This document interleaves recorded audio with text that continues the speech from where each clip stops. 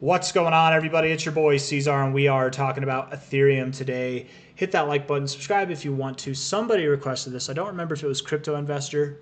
Shout out to Crypto Investor. Or if it was somebody else. I think it was someone on the Discord, and they didn't request it on the request section, and that's why I'm having a hard time giving the shout out, but I did try and look for you.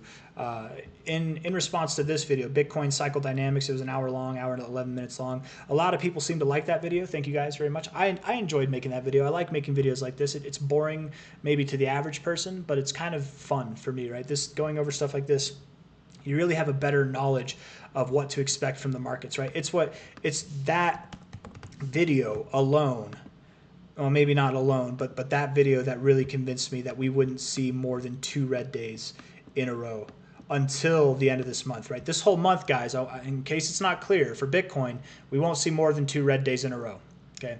And we're not going to see with a high probability, we're not going to see a greater than 10% drop or 2 red days, more than 2 red days in a row for the whole month of November. That's just how it's going to be. And if it does come, if we do see more than 2 red days in a row or a greater than 10% drop, it would be after the 25th of November specifically. Okay, that. All those details are in this video, but we want to go over cycle dynamics for Ethereum. Okay, so let's try and do that, right?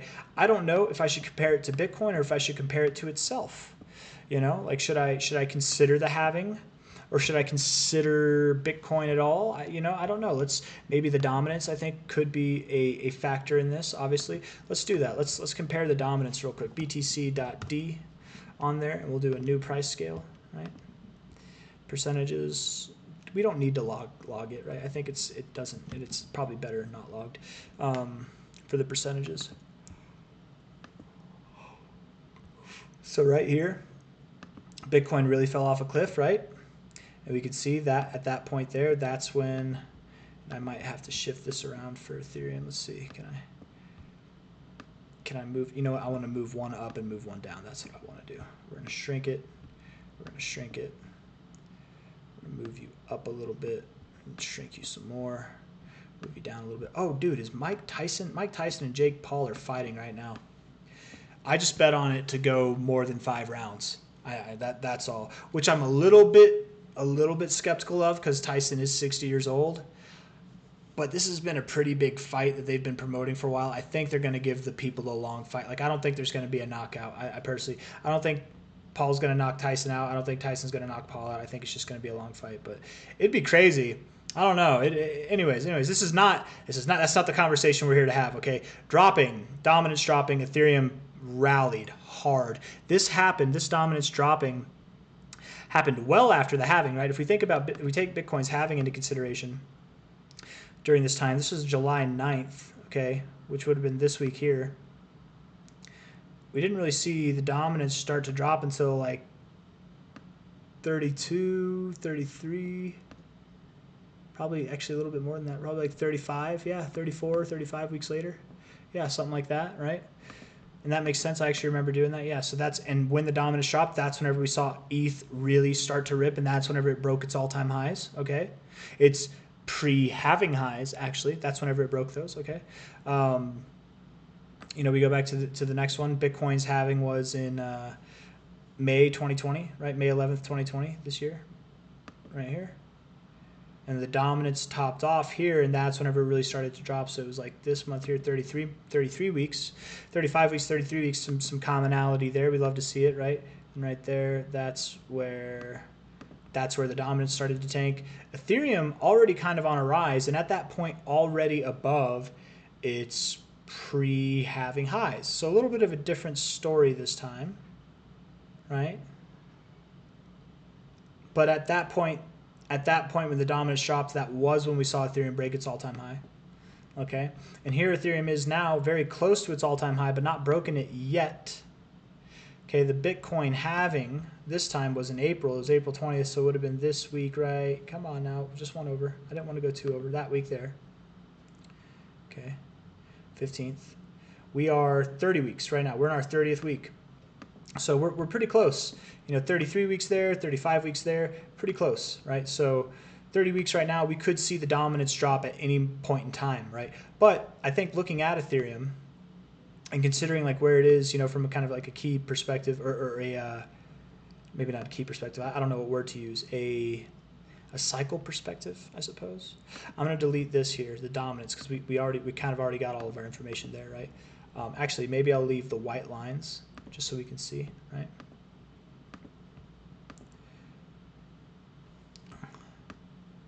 Because this is when the dominance started to drop, was where these white lines were, right?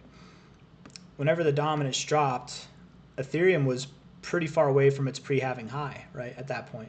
$13 to $22, but then it ripped right on up, right? The dominance dropped, that's when we really started to see it rip. It was away. How far away was it by like the highest point like the week before?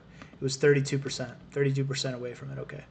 The highest point from the week before, you know, when dominance really started to drop here, maybe there, you were like 37%, right? 37%, right? Like you're creeping up, but you really start to blast off at these points, 32, 37. That's kind of similar, you know. We're at our pre-halving high here, but we're also at our, you know, our cycle high. So we haven't crossed our cycle high is what I'm trying to say. So look at that, 34%. 34%, 37%, and 32%, all very similar in a perspective of where Ethereum was right around the time, like relative to its highs. It's like cycle dynamic highs, its macro highs, right? Relative to that, and we didn't have a prior cycle here, right? This is Ethereum's first cycle ever. It's the only crypto that went from like a sub $10 million market cap to over a $1 billion or over $100 billion market cap in a cycle. It was crazy, absolutely nuts, right? I think it'd be in that. Maybe it was under 100 million. Maybe it wasn't under 10 million. Maybe it was under 100 million, but I digress. 32%, right? That's how far it was away from that significant high around the time the dominance dropped, and then we ripped. 37%, 38%, that was where it was around the time the dominance dropped, right? We were creeping up from its macro high, and then we ripped. 34%, I mean, it seems like we're right on track to start ripping. With that perspective alone, I don't know how much of a reach that is or how much sense that all makes from a technical perspective, but I feel like that makes sense to me. All right, let's do some other things. Let's kind of take some other things into consideration. Okay, so maybe we can, I suppose if we were to measure out from the Bitcoin halving to when Ethereum ripped, that would probably just give us the same thing that we basically just did. So let's not do that. Let's look and see. We'll kind of analyze each cycle and see, right? Because we're at these times before. Okay. So what this is, actually I want to put these lines back, okay, real quick, just to get a kind of idea as to what Ethereum's about to do, right? An idea, because that's what we did with this video here, the Bitcoin video. I want to do the same idea here, right? Is that I want to give you what you should expect for the rest of this month and going into the end of the year with Ethereum. And I think we've got the conclusion, right? I think for the rest of this month, if we look at what we've done around these times, and I think we don't have a white line here, we don't have the dominance crossing yet, but it's going to happen. Sometime by the end of this year, I think it's going to happen. We're very near it, okay? We're at the 30th week now. It could happen this week. It could happen next week. It could take 3 weeks to form. It could take 6 weeks to form, but very soon. So what? What about those 6 weeks before we saw the dominance cross? Well, 1, 2, 3, 4, 5, 6. We were just slowly creeping up. And specifically from a high to a low, we were under the 0.5 of that high to low, creeping up. I don't know if that's relevant or not, but we'll just see, right? Here we are where the dominance crossed. 1, 2, 3, 4, 5, 6 weeks before, right? We had our pop, but we were just slowly creeping up, right? Slowly, oh so slowly creeping up. And from a high to a low, this time you were above your 0.5, right? Around your 618, 69 area there, right? Because that's 1, 2, 3, 4, 5, 6, yeah. Around your 786 area. Okay, so not really any kind of significance there. Trying to see if there's any correlation, but not really with that. But still, the similarity being that you're slowly creeping up, right? Upwards, not completely. Not, you know, there's a red week there. Going back here, there's like a red week there, but more or less slowly creeping up week after week, right? This is like your last phase of consolidation. And here we are. If we're at week 30, 6 weeks from now would be week 36. We've seen from the Bitcoin halving to when the dominance dropped, right? The very first line here, when the dominance in the Bitcoin charts, Bitcoin dominance dropped, okay? That very first time it dropped from the Bitcoin halving in 2016, that took us 33 weeks, okay? 33 weeks to form. This one took us from the Bitcoin halving before the dominance dropped to the next time, that took 35 weeks to form, okay? So if this one were to take 36 weeks, we're on the 30th week now, that would be 6 weeks out.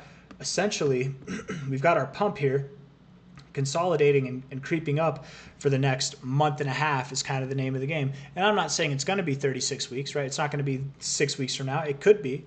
It could be next week. You know, we could break out at any point in time. But if we look back in time and we just see what's characteristic of Ethereum before these Bitcoin dominance flippenings, right, before it tanks and then Ethereum rips up, right? The similarities that we've seen so far have been that you get this initial pump off of your lows, right?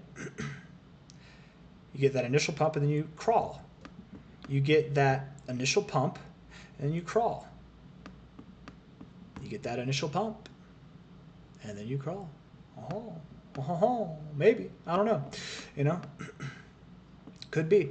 So that's, I suppose, a little bit easier than the Bitcoin video. I don't have as much to go off of, I feel like, or maybe I do, but I'm just not thinking of it off the top of my head.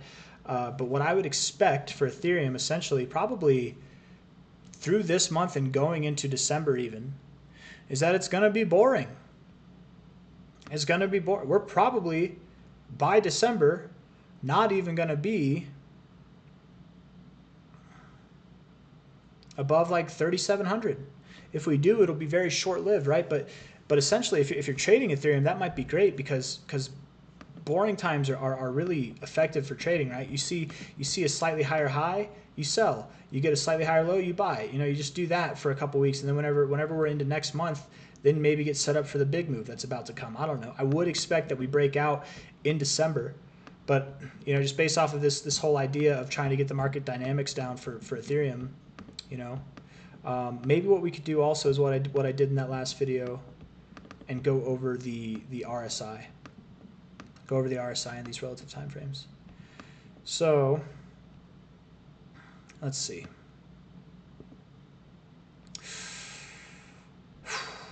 Okay, I know what I'm going to do. We need to go back out to the weekly. You know, I'm just going to go all the way back. Pardon me, guys. I got to go all the way back. We need the white lines back. Okay, there they are. There's the white lines. Okay, now we're going to get on the daily. And now we're going to zoom out. We can delete these. We don't need these. Now we need the RSIs. Okay, there we go. Boom. Perfect. We need the white lines because, again, these white lines signify when the dominance started to drop, right? 33 weeks for this one after the Bitcoin halving, 35 weeks after the Bitcoin halving for that one, when the dominance started to drop both of these times, right? In relevance to ETH's price, what it was doing there. Now we're going to look at the daily RSI around these times and see if it matches what we're doing now, right? Here's that initial pop, right? Probably. Maybe this was that initial pop, and then this was that 6 weeks consolidation, whatever. But looks like you are, if we're going 6 weeks out, 6 times 7 is 42. Is that right there? Yeah. Am I right? 6 times 7. 6 times 8 is 48. 6 times 2 is 42. Okay, yeah. Okay, anyway, so 42 days.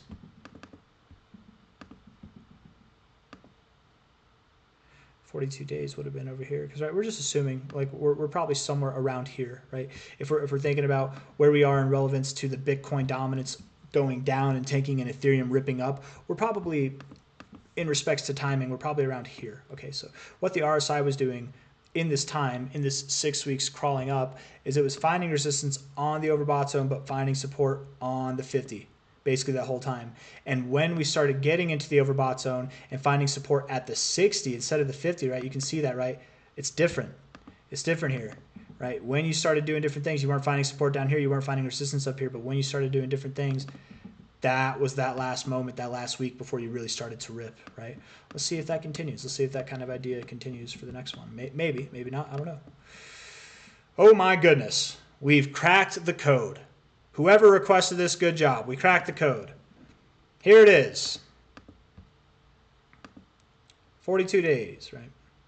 Here we are, 42 days right there, 42 days, 6 weeks before. 6 weeks right here. What are we doing in that whole time leading up to it? Well, we're finding resistance on the overbought zone and we're finding support on the 50. And then whenever we get above the overbought zone and we find support on the overbought zone, or at least above the 50, it's when we start doing things differently.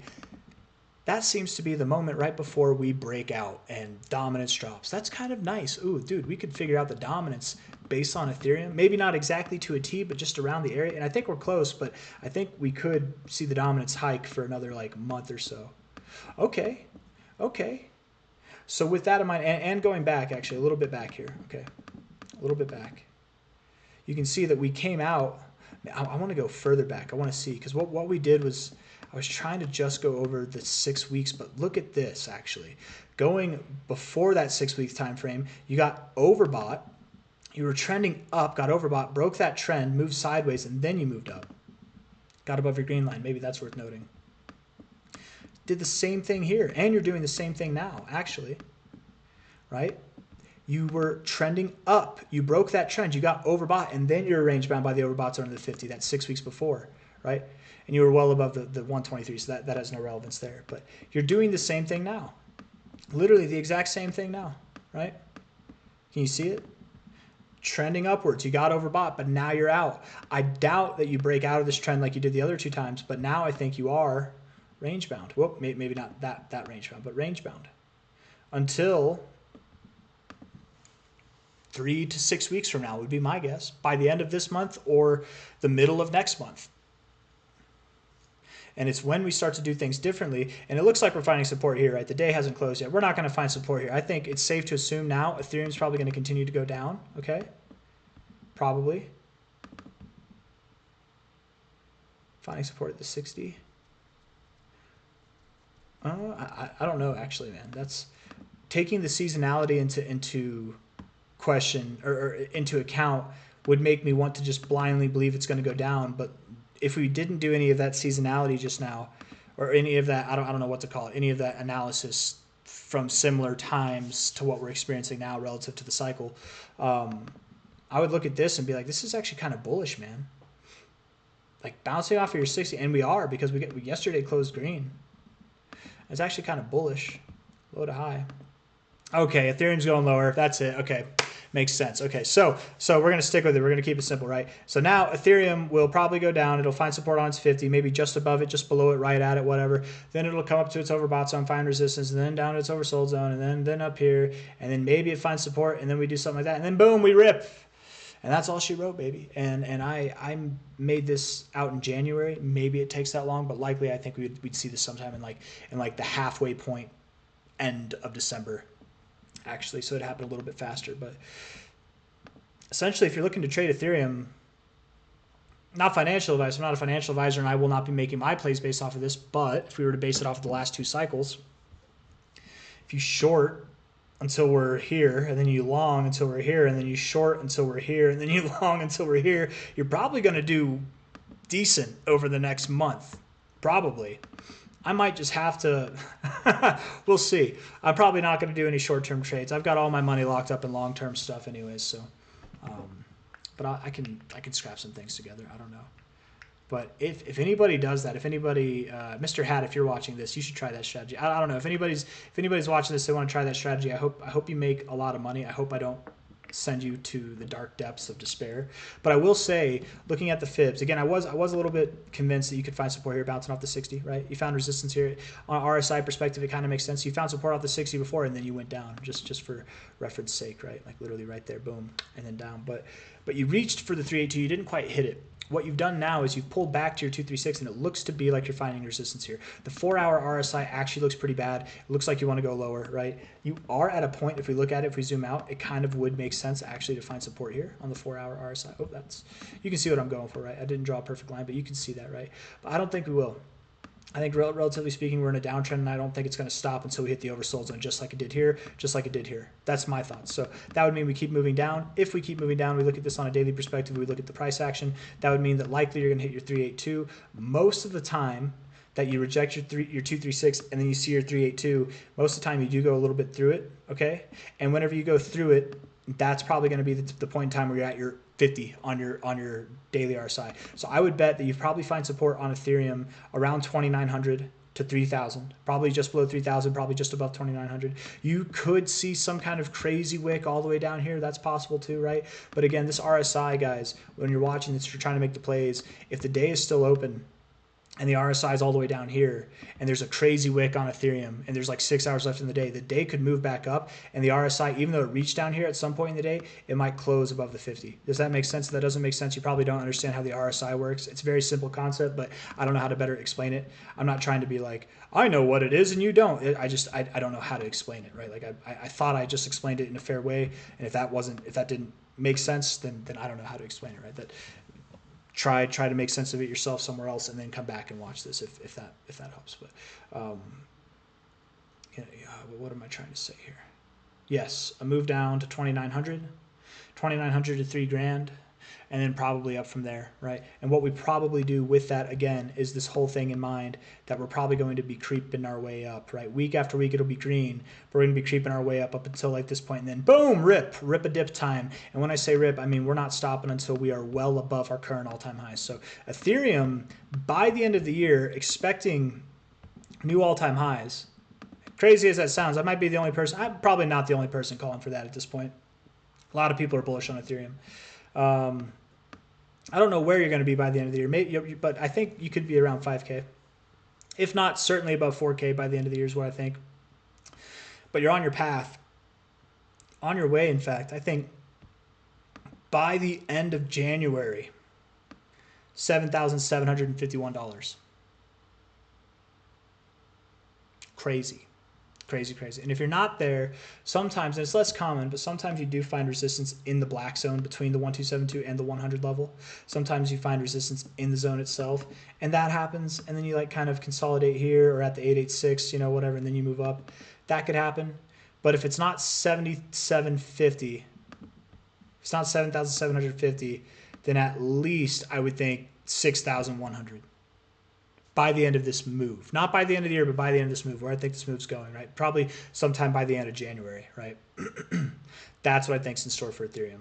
And yes, I do believe Ethereum will see a greater than $10,000 price by the end of this cycle. So that's that. I don't know if I have anything else that I want to say. If I'm wrong, the only thing that I feel like somewhat unconfident in is the price call by the end of January, though. But it could happen, man. I'm just saying, whenever we get that BTC dominance to drop, Ethereum, historically speaking, has just ripped after each of those moments. So seeing it do this, like, that's just historically like what it's done, actually. So creeping up a little bit and then ripping. I definitely believe we'll be at new all-time highs, if not very near that like $4,000, $5,000 area, and by the end of the year. And then by the end of January, I'm a little bit skeptical but hopeful. These are the targets, right? 6,100 to 7,700. Those are the targets by the end of January. And if not, maybe those targets are more suitable for the end of April, maybe. I would think we're higher. Maybe this is end of April. Maybe this is end of January. I don't know. Anyways, that's all I got for you guys. If you liked the video, hit that like button. Subscribe if you want to see more content like this. Thank you all for being here. Ethereum going down over the next couple days. Maybe it's only a day or two. Who knows? But once it hits that 50, if you want to know for the RSI, this is on the daily time frame. I set my indicator, what is it? The range, the length. There we go. I was like average range. What is it? To 10. I put it at 10. So if you want it to be exactly like mine for the exact same readings based off of this analysis that we went on, just go to indicators, type in relative or REL, RE, whatever, relative strength index. You click on it, and then whenever it pulls up, I mean, yours will look like this. I hate all these lines. I think they're annoying. I think they're distracting and totally pointless personally, but whatever. I do 10, and you can go on style. You can get rid of this RSI-based MA. That gets rid of a lot of the annoyance, in my opinion. And then I like to go through and get rid of, where is it? The gradient fills. Yeah, I don't, except for, I like the background fill, but not the gradient fills. Yeah, okay. Yep. Because then it looks a little bit normal, right? Then it looks not so much of a headache. But anyways, that's all I got for you guys. Seriously, this time, I'm out. Hit that like button, subscribe. I will see you on the next one. Big thanks for Ethereum and consequently, not consequently, big things for the crypto market as a whole are soon to come. This doesn't mean I keep saying I'm going to go. This doesn't mean that just because the dominance is going to keep going up until December, Ethereum's not going to rip until December, probably mid-December or late December, right? It could be even early January. I didn't say that enough times, but I did say it at least once. But it could be early January. I'm just assuming that mid to late December is when we're going to see Ethereum really rip. It's when we're going to see the dominance drop. That doesn't mean that in that time, a bunch of other altcoins can pump, right? We've seen a lot of altcoins pump a lot harder than Ethereum has, right, in this time, and outpacing the average of the market, right? The average of the market probably won't be performing a lot. So with that in mind too, don't get discouraged. Your coin could pump between now and Christmas, but it could not. It could just be boring. It might just be boring. And we're at that last phase where it's worth it to hold on. It's worth it to just wait, man. Just wait. Even if it's boring, even if there's other coins that are moving up without you, right? Just wait. Yours will come. It's very near. I promise you, a month and a half will not kill you to wait. You'll be so happy you did. Oh, we're about to see some glorious stuff happen, you guys. And my biggest advice, if I had any, would be try not to move things around. Because we're at the point right now, the reason why I say don't move things around is because we're at the point right now where if you're moving things around, I'm guessing what you're doing is you're taking the coin, you're selling a coin that hasn't moved in a while. And how would I know this? I'm gonna guess. I'm a wild psychic guesser here. You're gonna take a coin that hasn't moved in a very long time. You're gonna swap it for a coin that's exciting right now.